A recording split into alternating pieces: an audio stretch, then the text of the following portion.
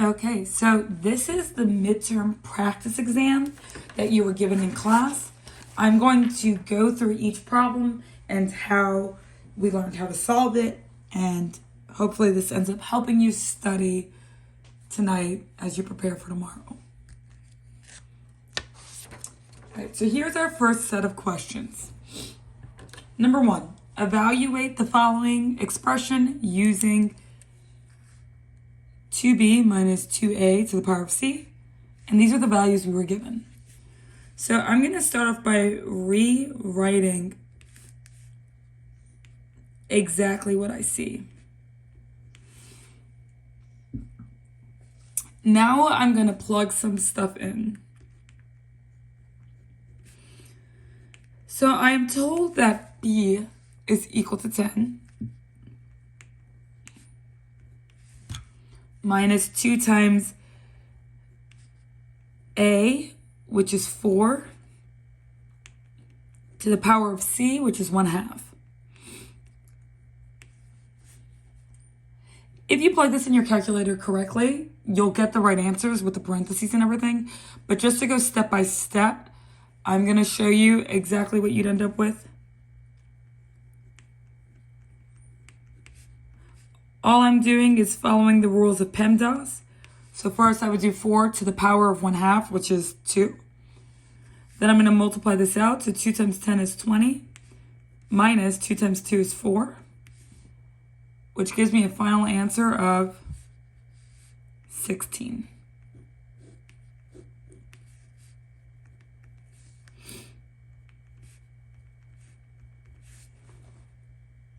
All right, looking at number 2.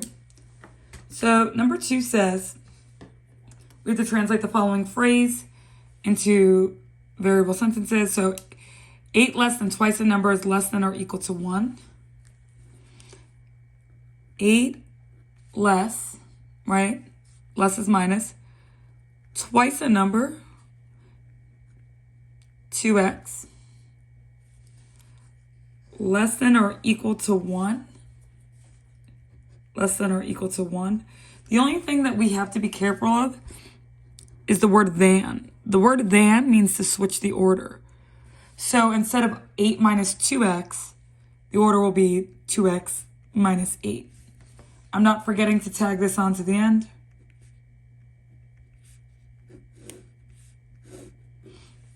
That is that final answer. All right, let's look at numbers 3 through 8. So these were all multi-step equations. The first thing I'm going to do here is I'm going to add 8 on both sides. That will cause these to cancel. So I'm left with 2x is equal to negative 2. Now to simplify, all I would do is divide both sides by 2.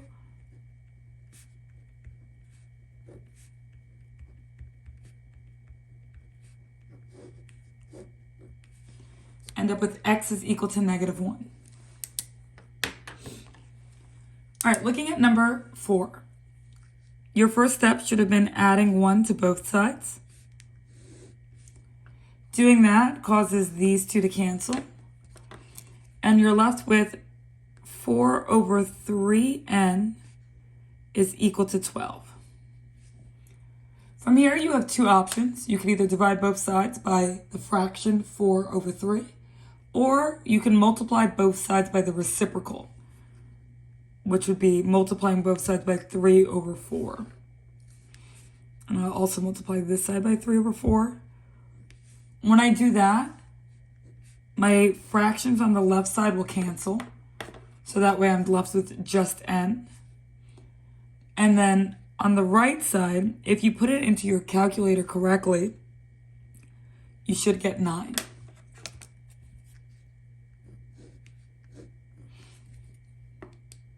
All right, let's now look over at number 5. Hopefully you know that when you see parentheses like this, your first step should be to distribute.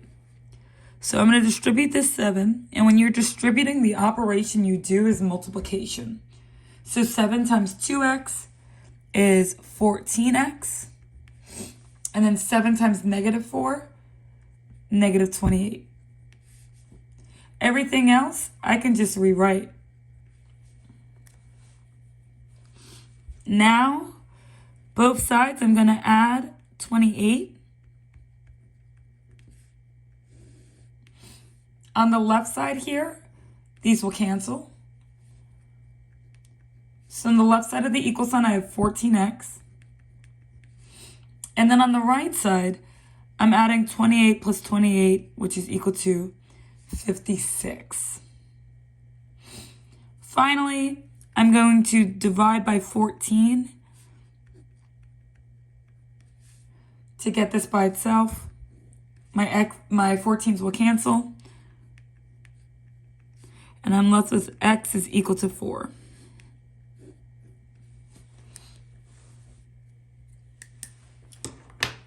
Now, number 6 maybe looks like it's tricky at first, but it's actually quite simple. So if I'm looking down my equal sign and I'm trying to get this x by itself, I have to move that 2. If I subtract 2 on both sides, 2 minus 2 is 0, so it cancels out. I have negative x is equal to 1 minus 2 is negative 1. So the way to get rid of the negative sign to make the x positive is you actually just divide by negative 1 on both sides.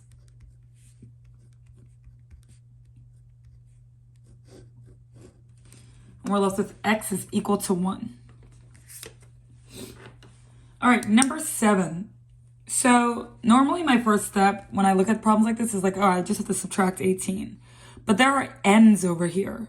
So I'm actually not going to move the 18. I'm going to move this negative n. I'm going to add n to both sides. When I do that, these will cancel. And what I'm left with is a positive 18 is equal to 2n plus n is 3n. Now to get that letter n by itself, I would divide by 3. These will cancel. 18 divided by 3 is 6. And the only thing that's left is this n. That is your final answer. Now let's look at number 8.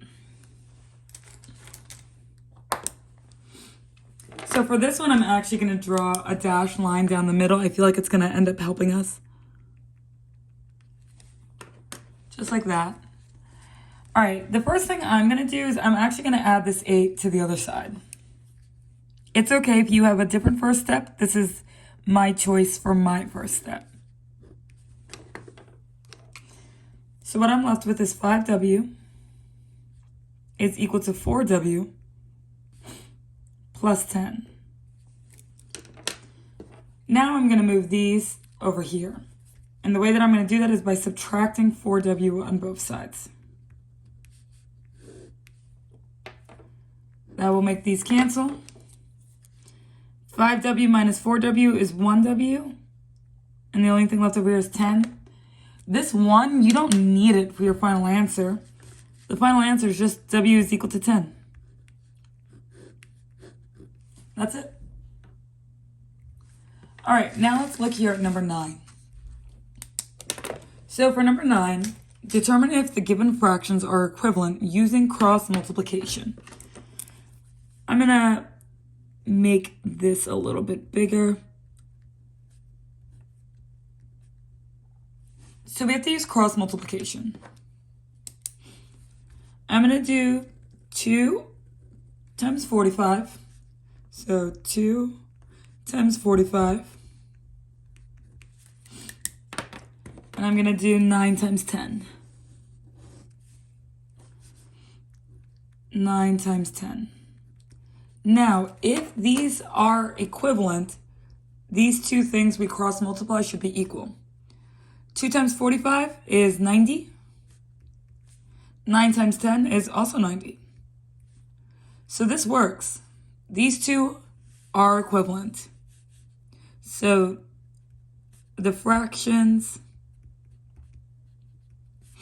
are equivalent.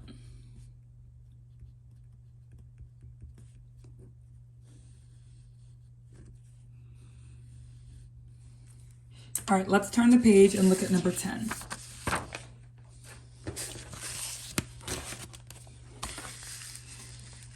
Solve for x in the following. So we are actually going to do the same first step we did on the last page. We're going to use cross multiplication. So I have 7 times x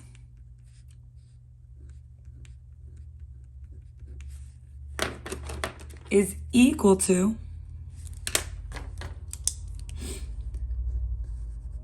35 times 2.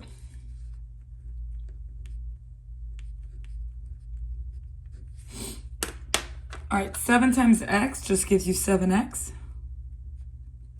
35 times 2 is 70. Now, when I go to just solve for the x, I have to get rid of this 7. I'll divide by 7 on both sides. And I end up with x is equal to 10.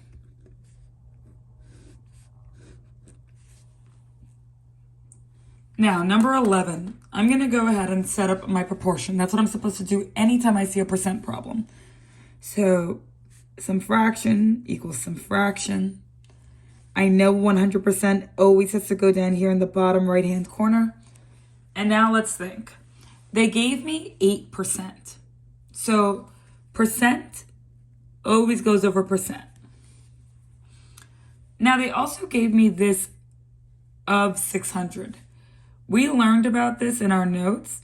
Fractions are written in is over of. So if it says of 600, 600 goes on the bottom. The last thing we're trying to figure out is what x is. So that's how we set up this proportion. I'm going to rewrite it over here just to show you the cross multiplying. So I have x times 100, which gives me 100x, equal to 600 times 8, which is going to give me 1,400. Now, if I want to get the x by itself, I'll divide both sides by 100. And I will end up with x is equal to 14. So what is 8% of 600? 14.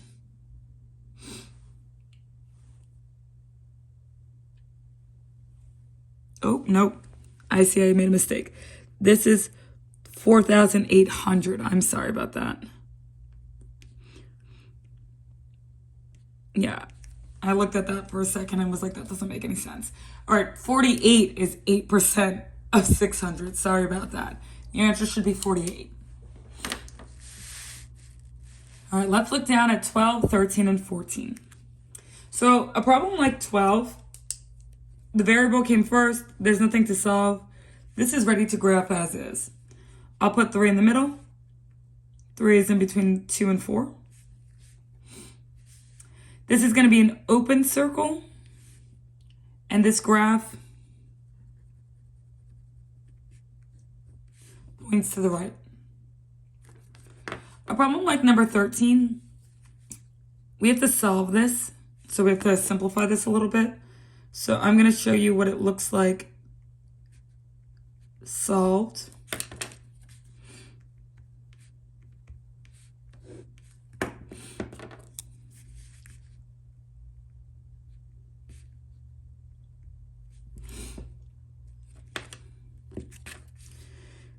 And then you should have ended up with m is less than 6. So 6 goes in the middle. 6 is in between 5 and 7. This will be an open circle.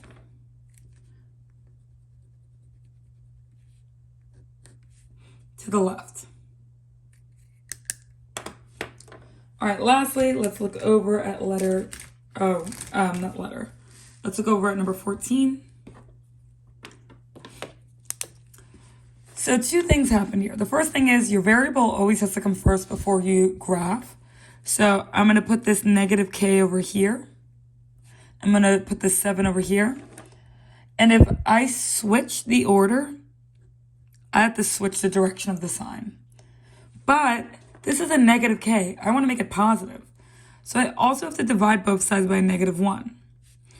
when you divide by a negative, that inequality sign, it's going to flip again. And this is what we are graphing. So -7 is in between -8 and -6. This will be a closed circle graph because it's a less than or equal to. And this graph is going to point to the left. All right, numbers 15, 16, 17, 18. So, number 15. The letter G is by itself. We're just filling in this graph. -2 and +2. The number that's perfectly in between is actually 0. All right. There are open circles going both on -2 and +2. Since G is in between these two numbers, you're going to shade in between. And that's it. Now, when you look at number 16, we have -3 and +3. 0 is the number in the middle. These have equal signs underneath the inequality symbol. So these will be filled in circles. And because this is two separate sentences, you're coloring in two separate directions. And that's that. Now, number 17. This is a less than symbol. So we're thinking about and. And means between. So what I'm graphing is, I'm going to ignore those brackets, the absolute value bars. X is in between 10 and -10. This is what I'm graphing. So -10, 0, 10. These are open circles. And since X is in between, you color in between. A problem like number 18, this is a great tour.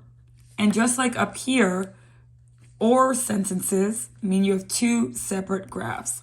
So great tour or means separate. So one of them will look exactly like this. Exactly how you see it. Or you get X's, flip the sign, less than or equal to -10.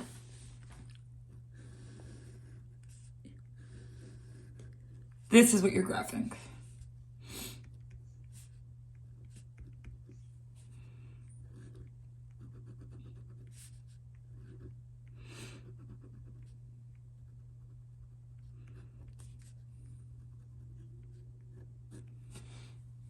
All right, let's flip over to number 20.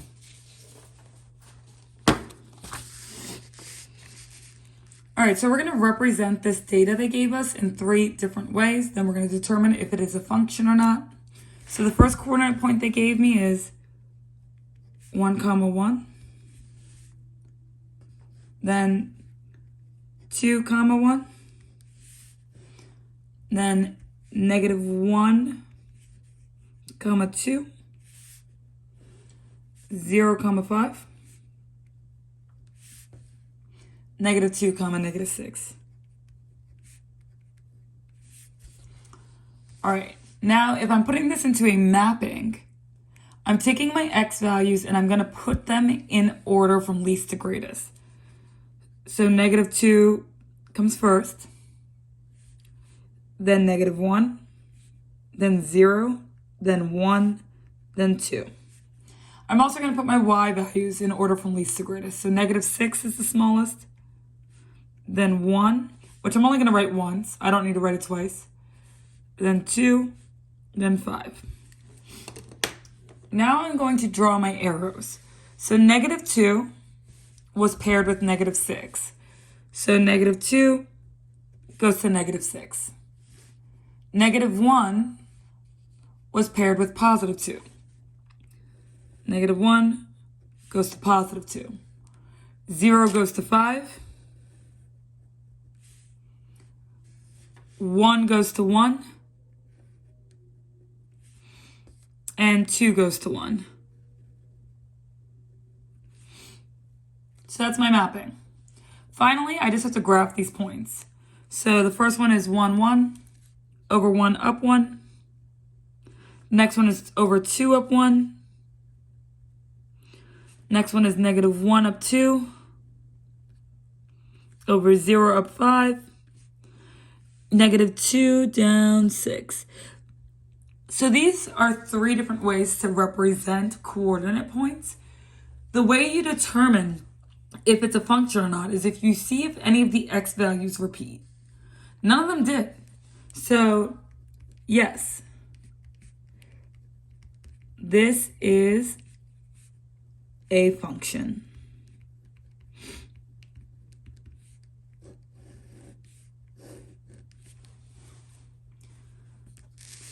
Numbers 22, 23, and 24. So determine if the following is a function, right? Yes or no. This one's a no, right? Because the x values repeat.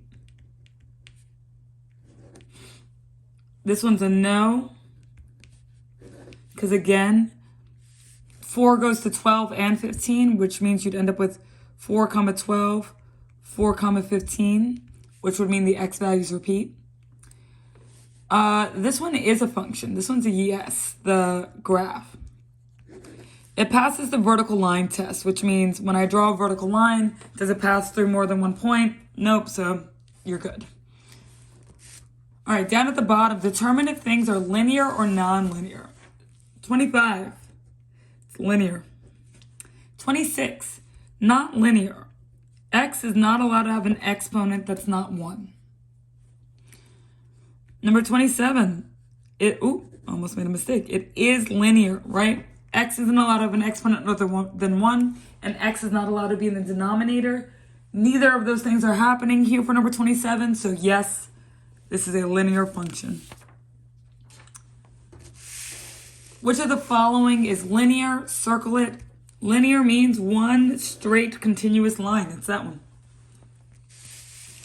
All right, determining slope. So, for number 29, I'm going to pick 2 points. So I'll pick 0, 9. And I will pick the next one, 2, 6. Doesn't matter what you pick. I just need an x1, y1, x2, y2. And this is the formula I'm using.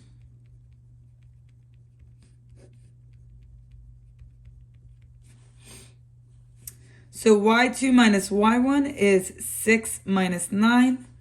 x2 minus x1 is 2 minus 0. You end up with negative 3 on top and 2 on bottom. That cannot be simplified. That is my answer for my slope. Then my b, we talked about this. Wherever your x is 0, the y value is your b. So that's it. Number 30. So I am going to darken in those lines so we can figure out the rise and the run. So I'd rise 2. You can go in any direction you want. I'd rise 2 if I went in this direction. And in this direction, I'm going in a negative direction 5. Slope is rise over run. So you end up with negative 2 over 5. Your b is where x equals 0, or rather where it crosses the y-axis, which is at positive 5. Then number 31, debatably the easiest of all of these. Things are always in y equals mx plus b. So this is your slope, this negative sign, and since there's no number there, it's negative 1. And this is your b, a positive 8.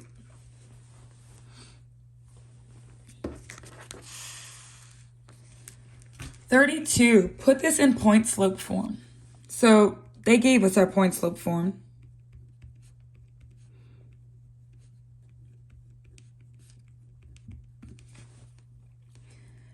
M is equal to 4. And this is my x1 and this is my y1. So y minus y1 becomes y minus -1.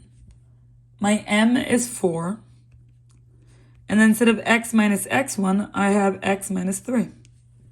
The last thing I can do to simplify is these two negatives make a positive. And this is all the problem wants us to do. Since it wanted it in point slope form, this is the end. All right, number 33 has a couple of steps that we got to get through. So for number 33, I'm going to start off by saying this is my x1, y1, x2, y2.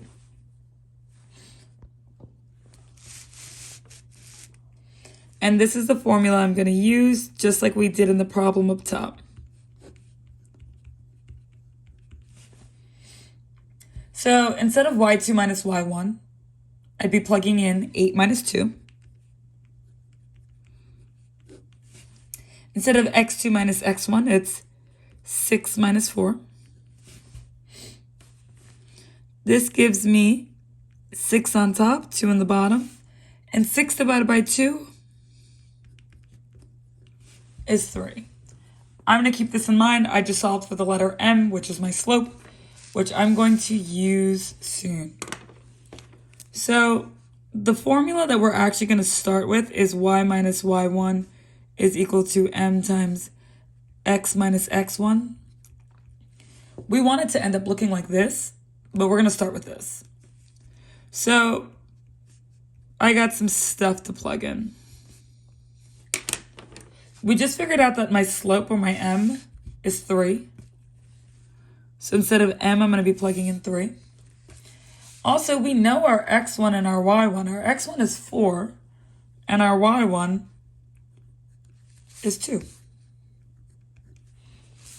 Now, I just have to start simplifying. So what I'm going to do next is I'm going to distribute, because I want it to end up looking like this. That's what the instructions say.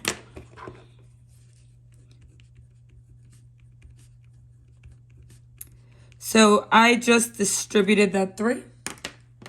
Now I got to add 2 on both sides.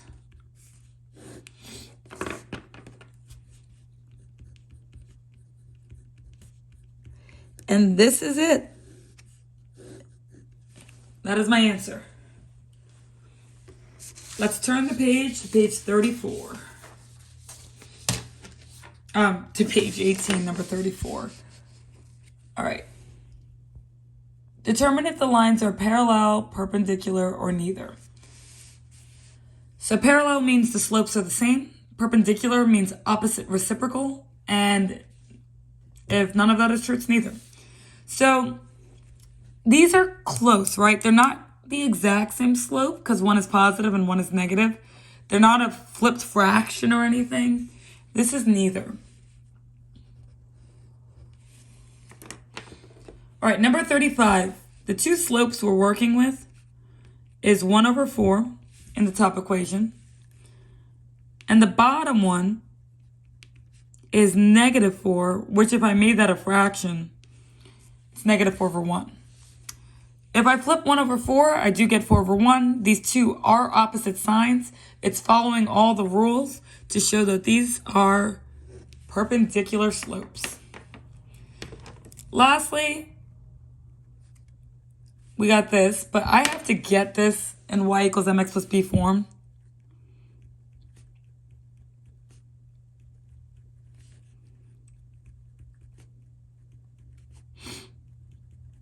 And you can see I kind of started this already. I'd be adding 2x to both sides. And then I end up with seeing that here my slope is 2. Also, over here my slope is 2. When you have slopes that are exactly the same, parallel. Let's look at number 37. Identify if the following shows a positive correlation, negative correlation, or no correlation. This has no correlation. The data, or rather the dots, they're just not going in any specific direction. Unlike this next one, right? This one's obviously going in a down direction. So this would be a negative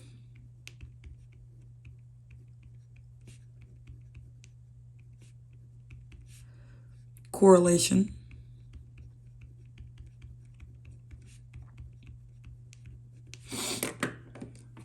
And then finally, positive correlation.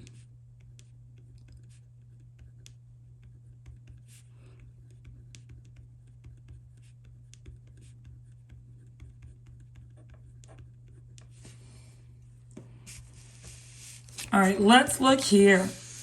So it says select the three that apply. First things first, there's a negative sign out in front here, which means there's been a reflection over the x-axis. Here we have a positive 3, and that refers to your vertical shift. So vertical means up and down. So if it's a positive 3, it was a vertical shift up 3, which I see right here. All right, lastly, in this is your horizontal shift.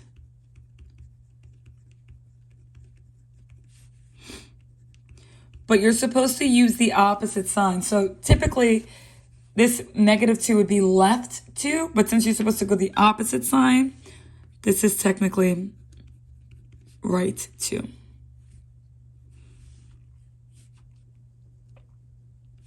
That's it. Turn the page again. Let's look at number 39. All right. So we're going to be writing an equation and then graphing both lines that we have. So this first one, I'm going to start filling stuff in. My slope is 5/3. My b is -1. And I'm going to get ready to graph that. So my b, or my y-intercept, is -1. And from here, I'm going to use my slope, which is rise over run, and go up 5. So 1, 2, 3, 4, 5 over 3. 1, 2, 3.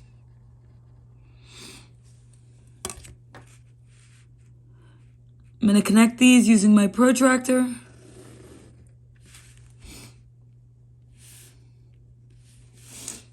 All right. So what line is parallel to what we just graphed, but has a y-intercept of 3 instead? So if these two lines are parallel, that means they'd have the same exact slope. Only difference is this y-intercept would be 3. What would this look like as an equation? Y equals 5/3x plus 3.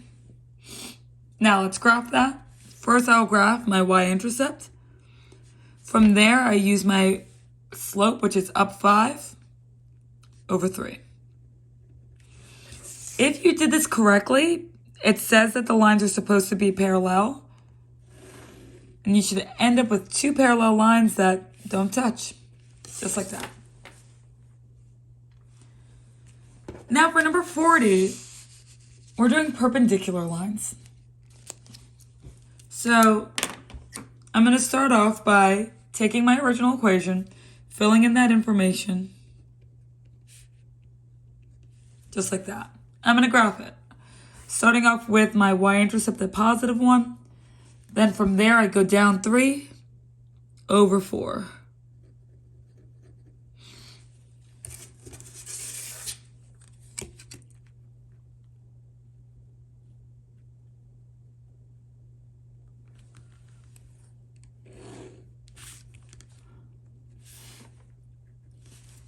All right, now, what line is perpendicular to this given line, but has a y-intercept of -2? Now I just have to think about the slope. So if slopes are perpendicular, whatever the fraction is, you're supposed to flip it. And they're supposed to be opposite signs. So if this one's negative, this one's positive. What is this going to look like as an equation? Y equals 4 over 3x minus 2. So first I'll graph my negative 2. And from here I'm going to go up 4 over 3. Perpendicular lines make a right angle where they cross. So if you did this correctly, you should have like a perfect cross. Makes it look like it makes 4 right angles. All right, let's move on to number 41.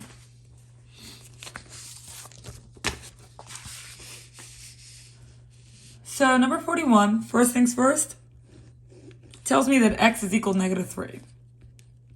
I'm going to write that in right away. Now I'm going to look at my next equation. 2y is equal to 5 minus x. Well, I already know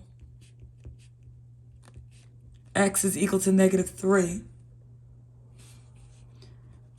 5 minus negative 3 is positive 8.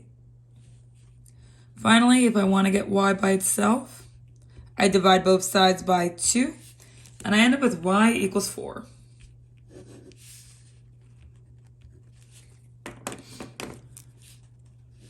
All right, now I'm going to use this last equation.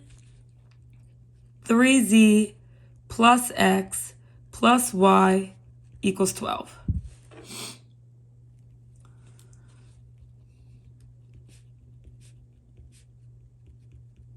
So instead of x, I'm going to plug in negative 3.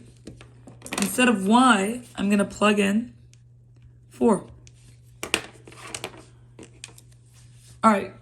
Negative 3 plus 4 just leaves you with 1. And this equals 12. I'm going to subtract 1 on both sides. I end up with 3z is equal to 11. Divide by 3. And 11 over 3 doesn't simplify into a clean number, so I'm going to actually just leave my answer as a fraction. Number 42, solve this system by graphing. So what I'm going to do is I'm going to graph both lines. Graphing this first line, first I'll graph my y-intercept, which is positive 3. Then from there, I'm using my slope, which is up 2 over 3.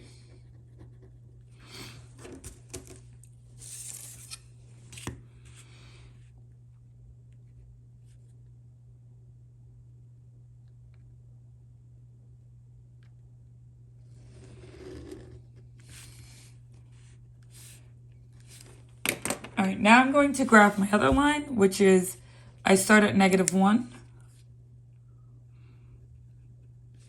And this slope is technically 2 over 1 as a fraction. So I'm going to go up 2 over 1.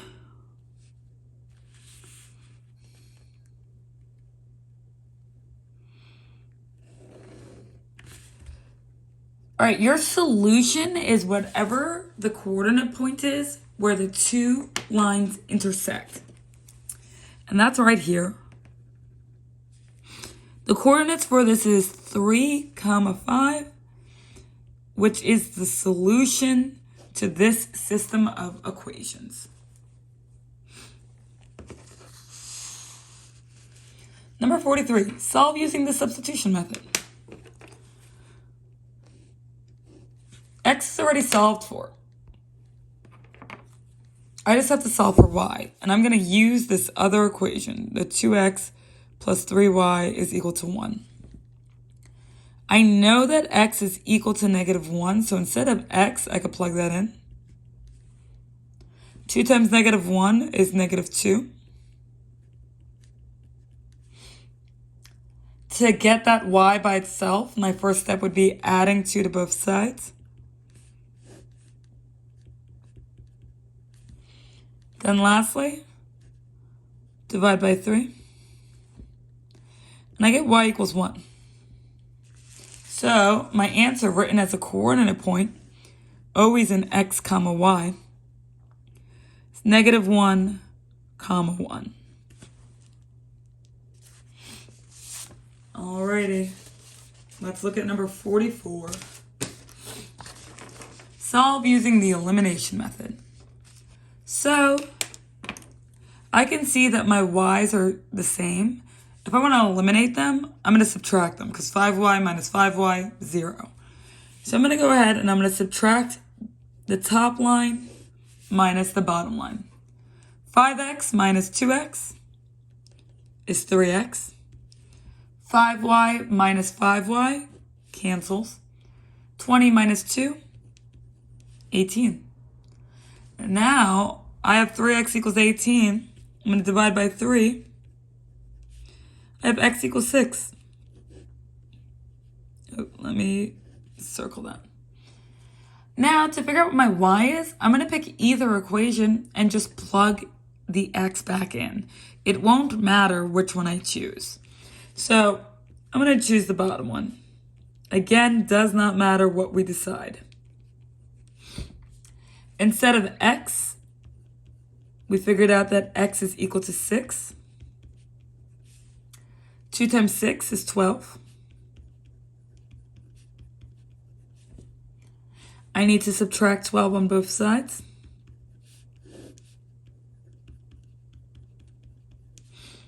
So I have 5y is equal to -10. Divide by 5. Y equals -2. So my final answer written as a coordinate point, 6, -2.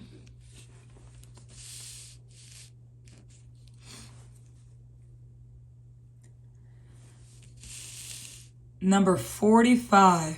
We're almost done. So graph the following. First, identify the slope and your y-intercept. So my slope is 2/3. My y-intercept is -5. Looking at this, you can see in your notes that these signs mean we have to use open circle and a dashed line. So at -5, I'm putting an open circle. Now I'm going to use my slope up to over 3. And I'm going to get a bunch of points by using this slope over and over in both directions. And all of these points will be open circles. Now when I connect these points, I have to use a dashed line.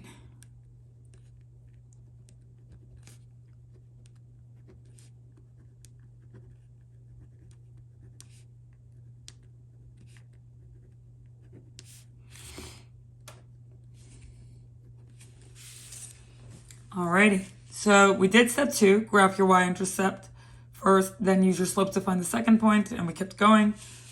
Now, step 3, use a test point to determine if the inequality would be true or false. Use the point 0, 0 to plug in for x and y. So we're using this point that I'm putting a dot on, which is 0, 0. I'm going to take this original equation, I'm going to rewrite it.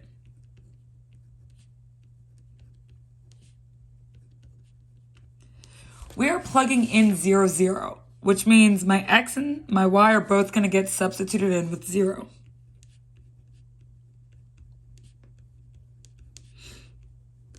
Let's start simplifying. 2/3 times 0 is 0. 0 minus 5 is -5. And I have this simplified sentence, and I need to pick, is this true or false? Is 0 bigger than -5? It's true. Since it's true, that means that 0, 0 is part of the solution. So the side that has 0, 0 on it is the side that I would shade. Number 46, and also our last page. All right. So 50 people in total attended a play. Adult tickets sold for $5. And children tickets sold for $2.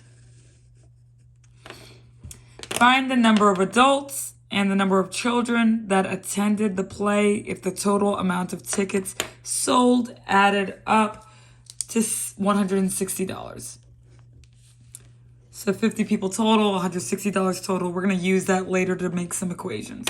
First things first, I'm going to let X equal the number of adults.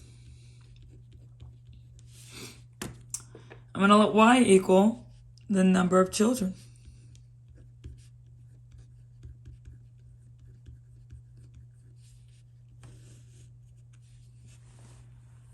So let's set up my first equation. If I added the adults plus however many kids there are, that makes for a total of 50 people. I don't know how many adults and kids are, but whatever the amount of kids are plus the amount of adults gives you 50. Now the second thing is I'm going to use this information to make my second equation. Adult tickets were $5.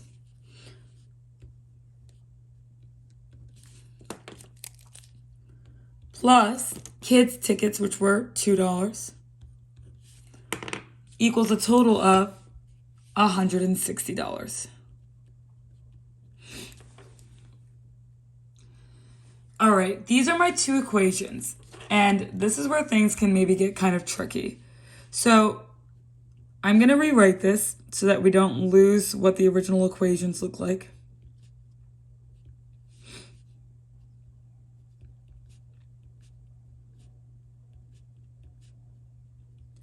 All right, what I want to do is I want to make sure, because I'm going to use the elimination method just like we did in class, I want two of these variables to be the same.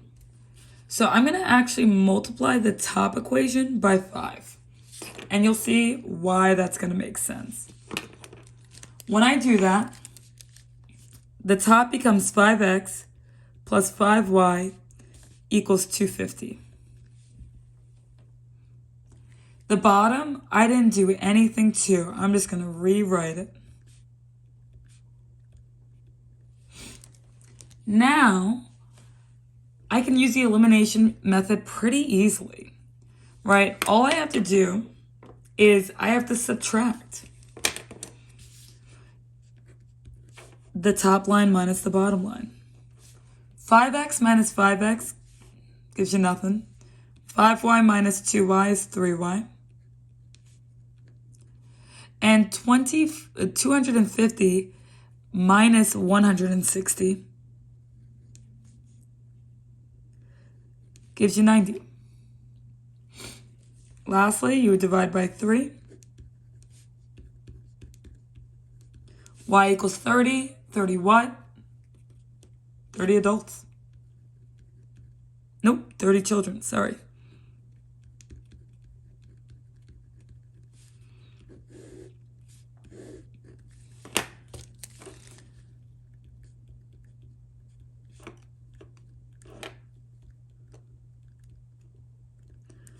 All right, now we can use that to figure out how many adults there were. We remember that we had this equation, x plus y equals 50. I know y equals 30, so x plus 30 equals 50.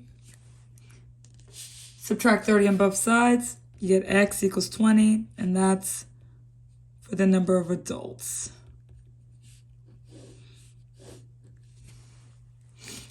All right, 4 more problems. All right, a to the power of 6 times a to the power of 6. You're supposed to just add these exponents. Gives you 12. Here, we are distributing this 3, and when you distribute, you multiply. So this becomes 2 to the power of 3. X to the power of 18. Y to the power of 9. Simplifying one step further, 2 to the power of 3 is 8. Everything else stays the same.